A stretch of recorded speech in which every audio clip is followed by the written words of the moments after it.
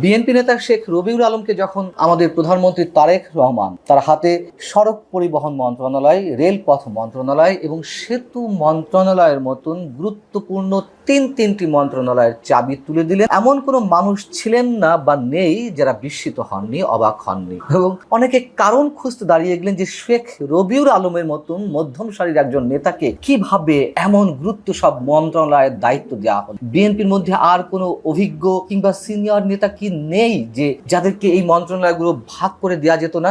এবং শেখ রবিউল আলম এসব মন্ত্রণালয়ের দায়িত্ব পাওয়ার পর থেকে যে ধরনের কথাবার্তা বলছেন, মন্তব্য করছেন, স্রেফ মানুষের সঙ্গে তামাশা। এবং এরকম কয়েকজন মন্ত্রী অন্তত বিএনপি সরকারের এই মেয়াদে থাকলে তারেক রহমান সরকারের পতনটা খুব বেশি কঠিন হওয়ার কথা নয়। এই ঈদকে কেন্দ্র করে মহা কিছু ঘটিয়ে দেওয়া হবে এমন সব নির্দেশনা জারি করা হলো, অতিরিক্ত ভাড়া আদায় করা হলে রুট পারমিট বাতিল করা হবে, জেল জরিমানার হুমকি দেওয়া হলো। কিন্তু বাস্তব ক্ষেত্রে এর প্রয়োগ খুবই সামান্য। বরং কাজের কাজ তো কিছুই নয়, সাধারণ মানুষের সঙ্গে যেন একের পর এক তামাশা করে চলেছেন শেখ রবিউল আলম। একের পর এক চটকদার বক্তব্য দিচ্ছেন মানুষের কাটা ঘায়ে। তাই নয়, বরং গত 20 বছরের মধ্যে এবার নৈরাজ্য সৃষ্টির ক্ষেত্রে রেকর্ড সৃষ্টি করা হয়েছে এমন দাবি বাংলাদেশ জাতীয় কল্যাণ সমিতি। তারা রীতিমতো সংবাদ সম্মেলন করে নানান ধরনের তথ্য উপাত্ত আমাদের সামনে তুলে ধরেছে।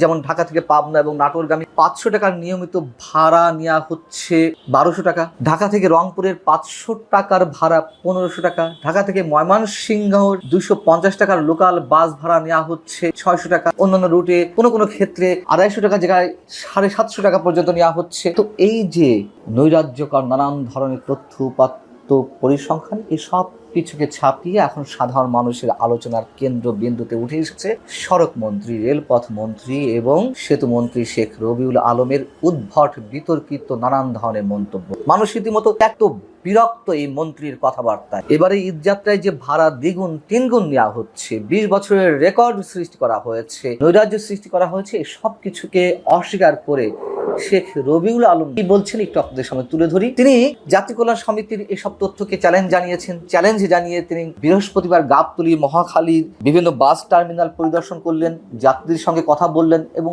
সাংবাদিকদের প্রশ্নের জবাবে এক উদ্ভট ব্যাখ্যা তিনি তুলে ধরেছেন। তিনি বলছেন যে সাধারণত চার্টের চেয়ে কম ভাড়ায় বাস থেকে যাত্রীরা গিয়ে অভ্যস্ত, তালিকায় টাঙানো নির্ধারিত ভাড়ার চেয়ে নাকি যাত্রীদেরকে কম টাকায় নেওয়া হয়। এটি কবে, কোন কোশ্মিনকালে নেওয়া হলো আমাদের মনে পড়ে না, এমন কোন রেকর্ড অন্তত আমাদের চোখ পড়ে। তিনি বলছেন যখনই যাত্রী চাপ কম থাকে তখন চার্টের চেয়েও কম ভাড়ায় বাস মালিকরা যাত্রী নেন। এখন চার্টের নির্ধারণ ভাড়াটাই নেওয়া হয়। যেসব যাত্রী কম ভাড়ায় যেত বা গিয়ে অভ্যস্ত তাদের কাছে মনে হচ্ছে ভাড়া বেশি নিচ্ছেন মালিকরা। বুঝুন অবস্থা।